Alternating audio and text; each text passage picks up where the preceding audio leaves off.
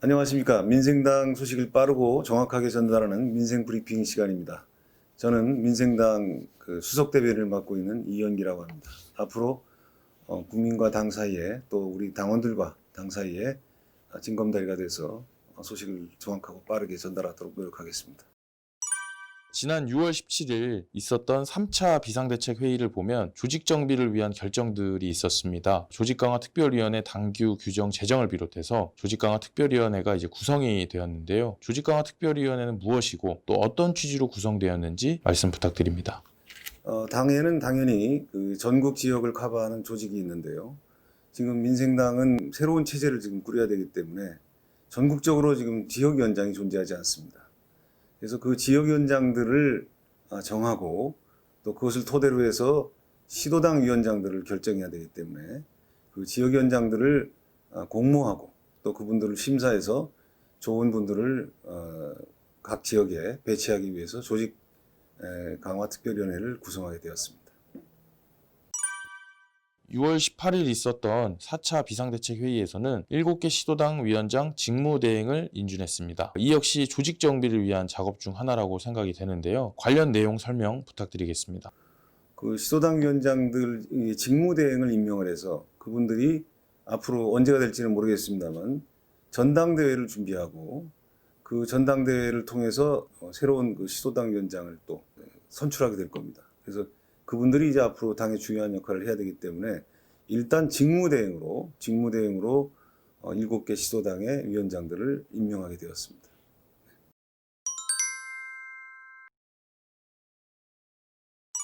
중앙당 당기윤리심판원이 구성되었고 당기윤리심판원장과 윤리위원들 9명이 정해졌습니다. 당기윤리심판원의 역할과 구성 목적에 대해서 설명 부탁드리겠습니다. 당기윤리심판원은 이 정당활동이라는 것이 대단히 복잡합니다. 그래서 정당활동 하다 보면 여러 가지 이견도 발생을 하고 또 충돌도 있게 마련인데 그것이 일정 선을 넘게 되면 당이 기본적으로 목표하고 있는 방향과 어긋날 수도 있고 또 다른 당원들에 대한 배려가 부족해서 여러 가지 불협화음을 일으키게 됩니다. 그래서 경우에 따라서는 당이 기본적으로 생각하고 있는 방향으로 갈 수 있도록 또 화합할 수 있도록 조치하는 것이기 때문에 부정적인 의미로 꼭 해석할 필요는 없을 것 같습니다.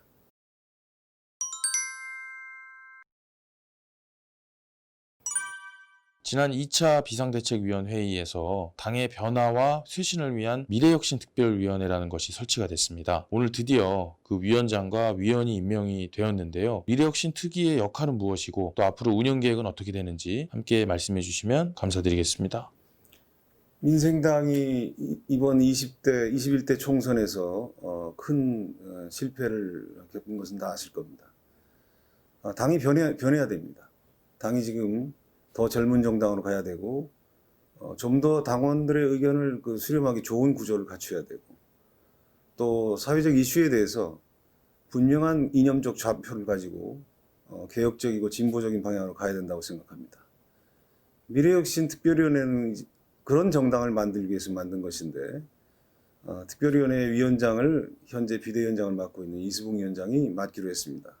비대위원회라는 강력한 조직에서 당을 변화시키기 위해서는 당연히 의결구조인 비대위원회가 이런 특별위원회에 개입을 해서 일을 하는 것이 효율적이기 때문에 그렇게 결정을 했습니다. 일단 방향을 세 가지로 저희는 생각하는데요. 하나는 스마트 정당입니다. 지금 여러 가지 실험을 해볼 필요가 있는데 민생당만 해도 40만 당원이 존재하는데 이 당원들의 의견을 어떻게 해야 가장 효율적으로 당의 방향을 결정하는데 어떤 정책을 결정하는데 적용할 것이냐, 반영할 것이냐라는 문제가 큰 고민입니다. 그래서 어떤 면에서는 지금 이제 디지털 시대가 됐으니까 이런 환경에 맞게 당을 기본적으로 오프라인 조직은 슬림화하면서 이 디지털 여러 가지 환경을 이용해서 당원들의 의견을 좀 더 잘 듣기 위해서 뭔가 방향을 좀 크게 전환해야 되겠다라는 생각으로 스마트 정당을 지금 생각하고 있고요. 이슈 중심 정당이라는 것은 그동안의 민생당이 무엇을 하려는 정당이냐 잘 알기가 어렵다. 뭐 이런 비판이 있어 왔던 것이 사실입니다. 그래서 여러 가지 이슈들을 우리가 중점적으로 가야 될 방향을 잘 선택해서 거기에 대해서 우리 당이 가지고 있는 정책을 정확하게 접목시키기 위해서 노력해야 된다고 생각합니다. 그런 면에서 이슈 중심 정당이고요. 또 하나는 젊은 정당입니다.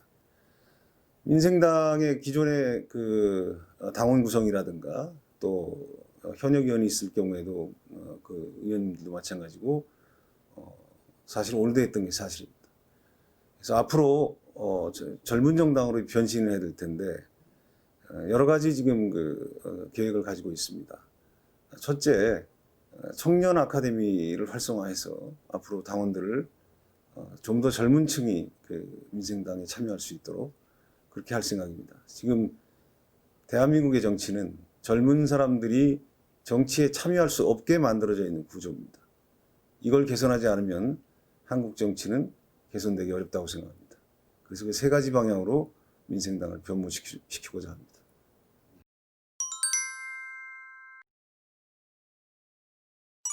기존 대변인 두 분에 이어서 이 앞에 계신 이현기 대변인님께서 수석 대변인으로 임명이 되셨습니다. 앞으로 이제 수석 대변인으로서 당을 어떻게 이끌어 나가실지 그 각오와 포부에 대해서 한 말씀 부탁드립니다. 민생당은 이제 원외 정당이 되었습니다.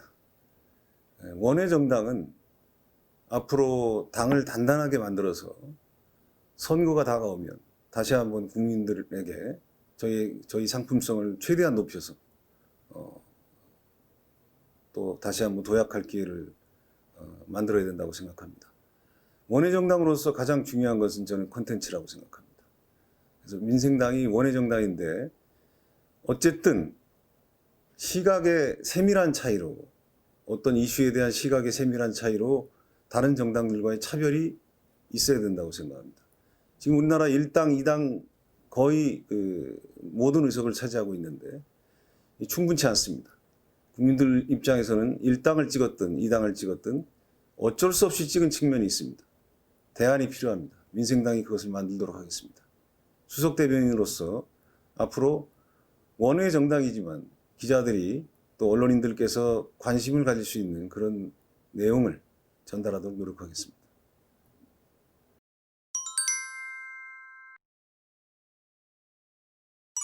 앞으로 민생 브리핑을 계속 진행을 하실 텐데 이에 임하는 각오를 당원과 국민 여러분께 말씀드려 주시고 또 앞으로 민생당이 어떻게 나아갈지에 대해서도 함께 말씀해 주시면 감사드리겠습니다.